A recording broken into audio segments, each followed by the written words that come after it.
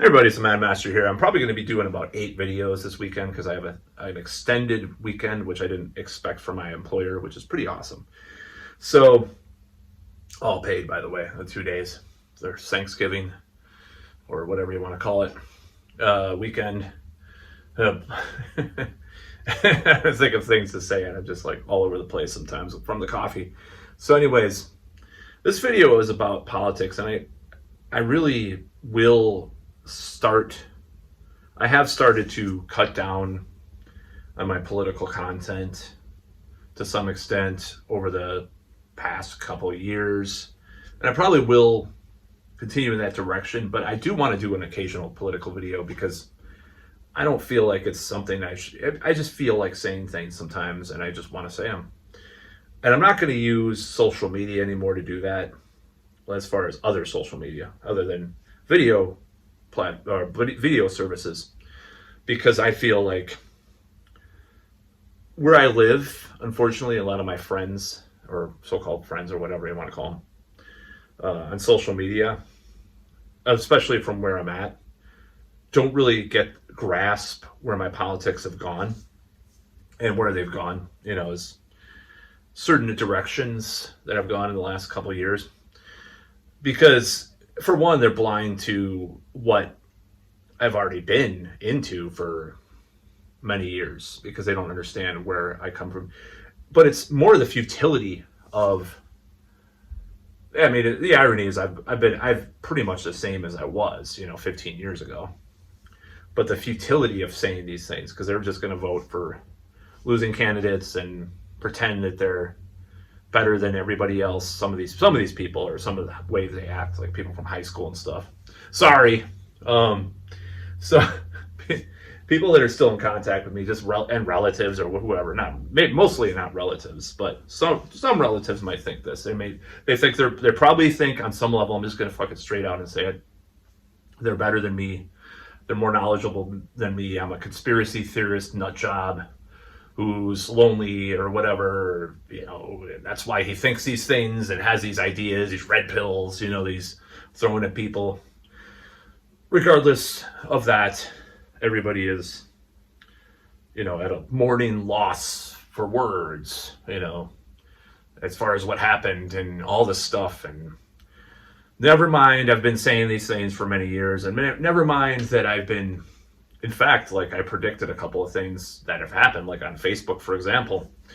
I was talking about the demographic shift weeks before Trump got reelected, got reelected. And now everybody's talking about that. So I'm kind of and I'm not going to give myself credit for being a prophet, or something like certain people do. I'm just noticing things, noticing trends and pattern recognition or whatever, and that's fine. It's not anything that it's not any kind of complicated thing.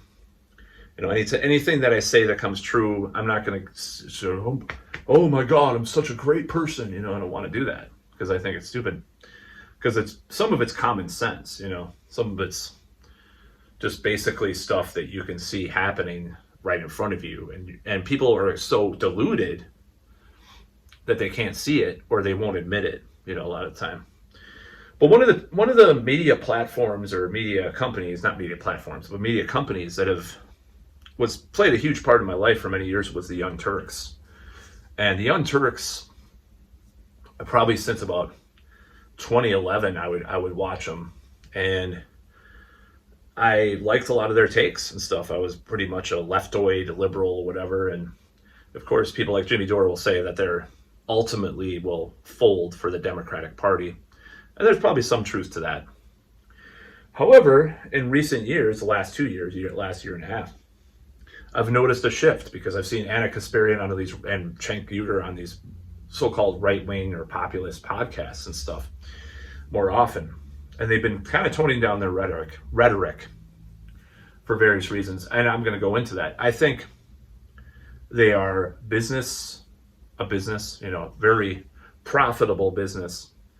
And I did a video years ago about them being the InfoWars of the left and all this stuff.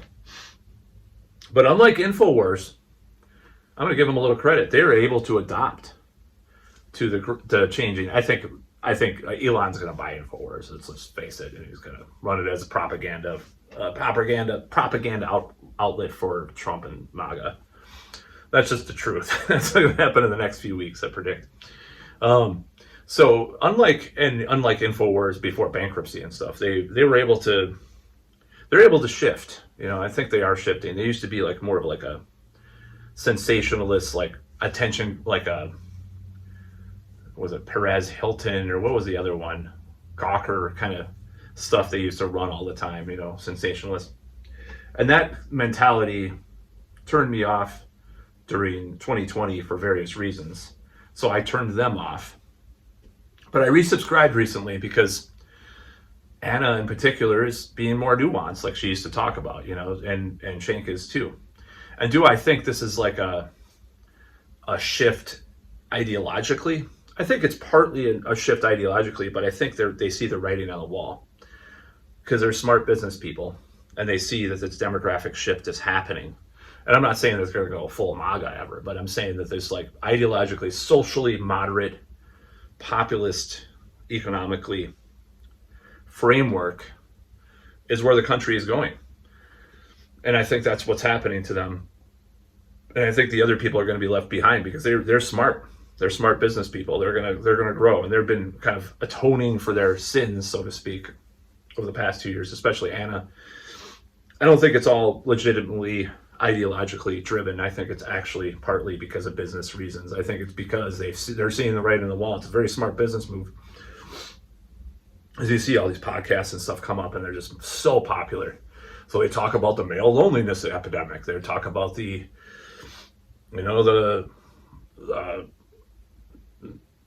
so-called women or men, whatever, in women's sports type of stuff. And they're kind of more moderate about it, and they get called right-wing and stuff like that.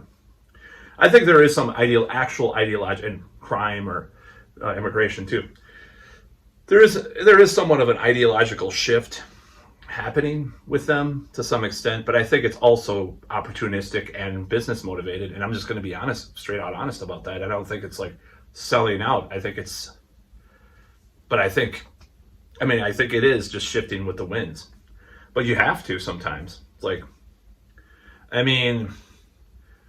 if you go full on like Metallica load, is that selling out? Yeah, I think it's, but I think they are kind of shifting for various reasons. You have these people like Jimmy Dore, who used to be part of that channel.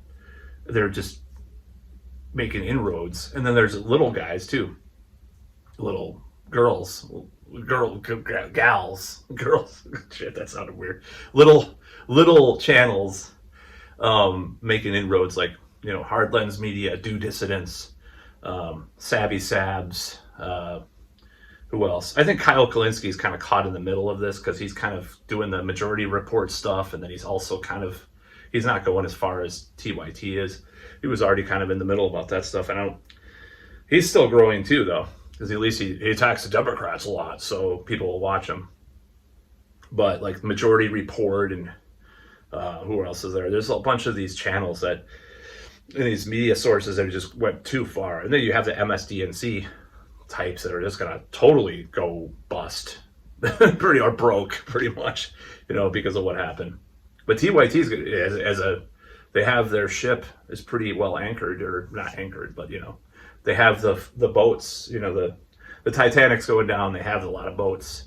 They're going to survive because I think business-wise, it's a very smart move to go more populist middle on social issues, but still talk about the economic leftism to some extent, because that's Trump gives a lot of talk about a lot of that stuff, and he talks about the Teamsters didn't endorse anybody this year, partly because of that.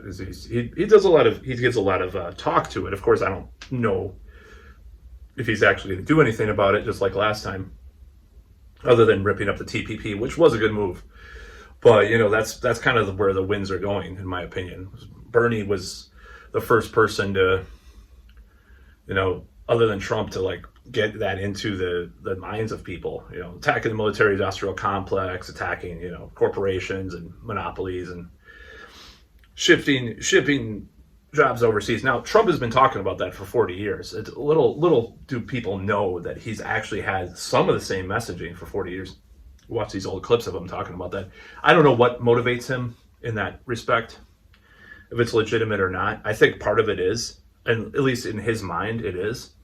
I think there's a lot of cognitive dissonance, a lot of hypocrisy, and a lot of things. They're contradictory, serving more than one master, just like the Democrats do. But I think some of it's legitimate. I really do. And I think that the winds are changing, So I think a lot of the reason why the Democrats lost is because of what happened 4 years ago as well. And I'm not saying that one person was more competent than the other in fighting the virus. But a lot of the stuff got so cringe in 2021. People are like, what the hell? I can't do this now. And we have all these things available. Jabba Dabba Doo's available, and I'm going to have to list every Jabba Dabba Doo I did, just like my job that I got that I refused because I'm like, I'm not uploading my Jabba Dabba Doo card because Jabba Dabba Doo's, I only took one, and Big Johnson's pool hall one, and Big Johnson and another Johnson pool hall. It was a reference to a 90s meme shirt. That's all I took is that one. And I'm not going to come here and say, and I haven't taken any, I'm using code for the censorship, the censors. I'm not going to say, because I haven't taken any boostings, if you know what I mean. So I'm not going to tell a company that I only took one Jabba Dabba Doo. I'm not going to give my pronouns because I don't give a shit one way or the other about that. I'm not, people can label me what they want. If I'm attack helicopter. It's just like the meme goes. That's pretty right wing to people, but it is what it is. But I think like the young Turks just sees stuff like that. I don't think the Jabba Dabba Doo. They have still sell a shirt about Jabba Dabba Doos and stuff. They haven't moved on that really much at all. And I had some conversations with people about it, and she did say once that she hated like how they were in LA. They were continuing some of the mandates like way longer and stuff, and to be fair, you can have a nuanced conversation about all that stuff at this point, hopefully with some people. Some people are still wearing the facial apparatus and still want Jabba Dabba Doo information. I'm like, no, I'm not going to do that, So, but anyways, yeah, I think that they are shifting because, and part of it is economic. Part of it is because opportunistic ideas are there. They're seeing the shifting winds. That's the truth. That's why they're able to sit here and say and scold the Democratic Party and Democratic insiders, because they can say this because for a year and a half they've been talking about Biden's mental agility and how it's in question, how they need primaries and stuff like that. They can sit here and scold them.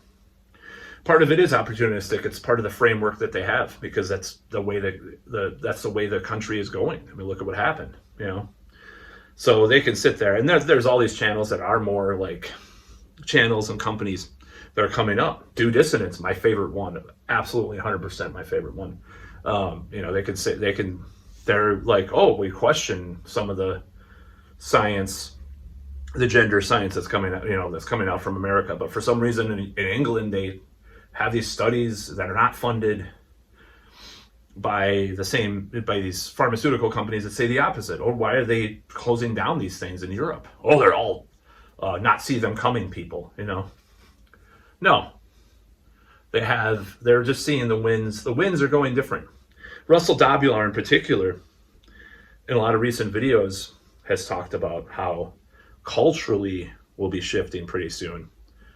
Which makes me excited because I'm sick of all these crappy Disney like Star Wars things, but like I just hope they put that on, moratorium, honestly.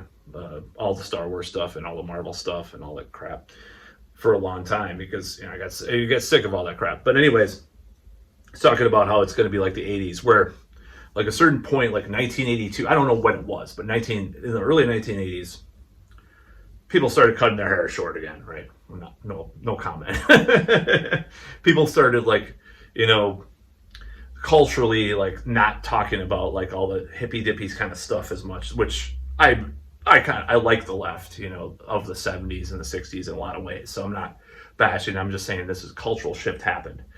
People started to talk about making money and movies and music, and it was like the underground got more radical in many ways and got more cool in a way. I mean, the underground was more cool in the 80s than they've been since, because once Nirvana hit and once these things became mainstream, that's when it started being really toxically like ingrained in a certain way. And I can go into that in future videos if people want me to, but that's really what happened to the underground. Was really cool in the 80s. You know, you going to see like spoken word in LA, or poetry, you know, or punk rock, you know, hardcore shows and stuff, and they were really edgy stuff that they talked about, and transgressive artists of all sorts and all types.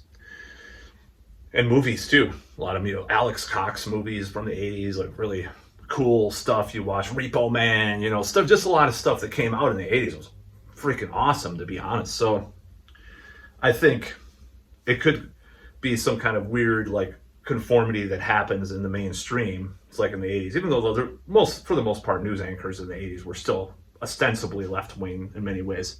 And the news still talked about some of that stuff too. But Noam Chomsky, as he said, you know, there's very limited Overton window that you could talk about stuff. So I think this could be happening, where everything shifts to this sort of like right-wing populist mainstream version of it. And I don't like that, because I would rather have it be more, I mean, in a certain way, I want it to be like early 2010s, like in the culture. I'm not talking about the news. Early 2010s, 2006 or 7-ish through 2011, 2012. Because I liked there was cynicism about authority figures, and Occupy Wall Street happened and all this stuff, the protests and stuff. And people were actually legitimately attacking the system. Ron Paul revolution, you know, Dennis Kucinich, you know, and stuff, and all that stuff, and all that. And socially, we weren't so just warped about everything. You know, people wanted rights and stuff, but it wasn't like, you know, attacking people for their, you know, it was more economically populist and less about the social issues. And to be honest, like the manosphere stuff was a lot more legit. It wasn't this right-wing astroturf or whatever weirdo like grifter thing that was happening, like with Andrew Tate and all these people now. But I like the culture of the early 2010s a lot better than now, and better than the mainstream culture. And there's a lot of crappy music. I don't care. That's just, everything is like that all the time. But the 80s were cool. You know, Russell Dabular talking about the 80s. And do I think it's going to happen like that? I think there will be a shift. I mean, you know, people will be making fun of woke stuff like on SNL. They already are to some extent. But it'll be even worse. Like, it's like, oh, remember all that cliched woke stuff from the 2020s, early 2020s. Oh, yeah. I think that'll happen to some extent. There'll be woke people still, blue hairs and stuff. But I wish blue hair was still like a counterculture thing, because that was back in the day. That's dyeing your hair blue was weird, you know. But now it's like cool or whatever. It's like Democrat instead of like Green Party or Libertarian or non-aligned. So yeah, I think that's gonna. I think TYT. Back to TYT. I think they saw the writing on the wall. They saw it like, oh yeah, things are changing. You know, we gotta. And maybe it's subconscious, maybe it's unconsciously they're doing that. Maybe it's not everything. See, people talk about stuff. People don't talk about the unconscious or the subconscious mind, how much they influence things. Like when you see me and you imagine a time in the future where, say, a few minutes from now, remembering what I said and being really turned on by it. Using NLP on you. But anyways, everybody's using NLP all the time. So, neuro-linguistic programming. So yeah, I think things are changing to a huge extent, and they're just seeing the writing on the wall. A lot of people are. Some people are just steadfast in their beliefs. So like a Majority Report or Sam Cedar or whoever, like, yeah, we got to talk about, like, it doesn't matter who participates in sports. Oh, you know, you're a bigot. You know, there's all this stuff. But I think when people talk about that stuff, and sometimes it's just like, they're also seeing how much identity politics have been a divisive thing to make people richer. You know, the BlackRock CEO talking about how he's woke or whatever. You know, it's like, well, you're not really woke. You just want to talk, but you want a diverse, you know, you want your executioner squad to be more diverse. You know, you don't want to dismantle the executioner squad. That's a reference to Anton LaVey talking about politicians and stuff. I might do a new series of like, it sounds crazy, but LaVey speaks like these crazy classic LaVey writings from back in the day, because I really like admire a lot of that stuff. I'm not a Satanist, but I'm a Satanist simp, not simp in the modern definition, but simp, like commie simp. Like I'm a Satanist simp. But anyways, that's about all.